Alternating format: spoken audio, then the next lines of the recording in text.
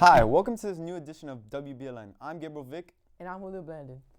Recently, there has been plans of a new sports facility at Belen. Now those plans have been put into action. Austin has more on this topic.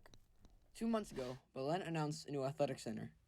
Generally, students think this will be helpful to them and conducive to student life. I think it's actually very nice that they decided to build this. I think it's a good opportunity for all the different sports players to be able to expand their skills of the sport and to, have like their own training, their own special training area. I think that since I'm currently doing wrestling, it's going to be a great space and a new facility for all the different wrestlers, and it's going to give us a space to concentrate and learn more. Although most students wish construction will start soon, groundbreaking will be next school year. We're hoping to break ground in the fall, so September, October, maybe around there. It all depends now on the permitting that takes place. So we're in the process now of putting all the plans together in order to get the permitting, so in order to be able to break ground. And so it's open to all athletic sports, all of them. We want everybody to be able to have access, and as a matter of fact, every sport that we have has its own particular room. So crew has an erg room, the golf team has their simulator, the basketball team will have a place. Everybody, football has a locker room. Every sport will get access to it. Even fencing is going to have a fencing room. Absolutely. This is Austin reporting for WBLN. Thank you, Austin. Going to high school is a little different here at Belen. Passing it to Antonio, who has more. Thank you, Julio. The 8th graders are taking a big step this year. Normally, students go to a different school for high school, but in Belen, they stay. I'm excited to be going to high school next year, but I'm also a little nervous about what's coming up in the future. I'm expecting to be challenged way harder in and outside the classroom. How did you feel about transitioning from 8th to 9th grade, and what advice do you have for upcoming 9th graders? I was originally a little scared about coming to 9th grade. It's the first year of high school, and people say it's when your grades start to matter. It's what colleges look at, and so I personally was just a little nervous. But advice that I'd give, I'd say be confident and choose the classes that you think you can handle. Push yourself, but don't overdo it, and just actually try not to procrastinate. I know, you're gonna want to procrastinate, but don't. It'll make your life a lot easier if you don't. Back to you guys. Yesterday, President Biden spoke about his new plan to get Americans vaccinated.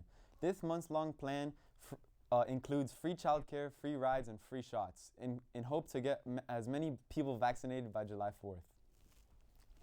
In other news, Sri Lanka, a fishing community, was impacted by a burnt-out cargo ship. Millions of tiny pieces of toxic plastic from a smoldering cargo ship are now in Lanka's pristine beaches. The ship held hundreds of tons of oil, fuel, and chemicals that pose a threat to the marine life. The communities nearby are impacted because the fishing in their area has been stopped because of the oil fuel. Now, a huge cleanup is underway to remove the debris and oil.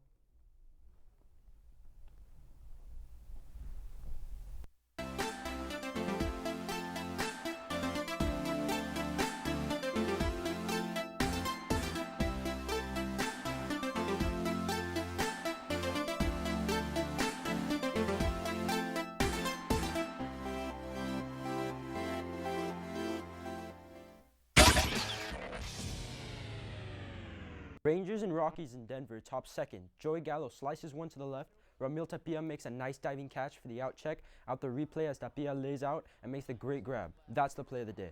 A Titan college basketball is on his way out. Legendary Duke basketball coach Mike Krzyzewski will retire after next season.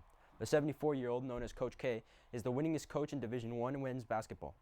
He led the Blue Devils to 5 national champions in his 41 seasons and has over 1,000 career wins at Duke. After starting his head coaching career at West Point, Krzyzewski took the Duke job in 1980. He was inducted into Naismith Basketball Hall of Fame in 2001. Associate head coach John Shire has agreed to become the next head coach at Duke. Krzyzewski is scheduled to hold a press conference on Thursday to discuss his decision. Yesterday, the Utah Jazz played the Memphis Grizzlies and won.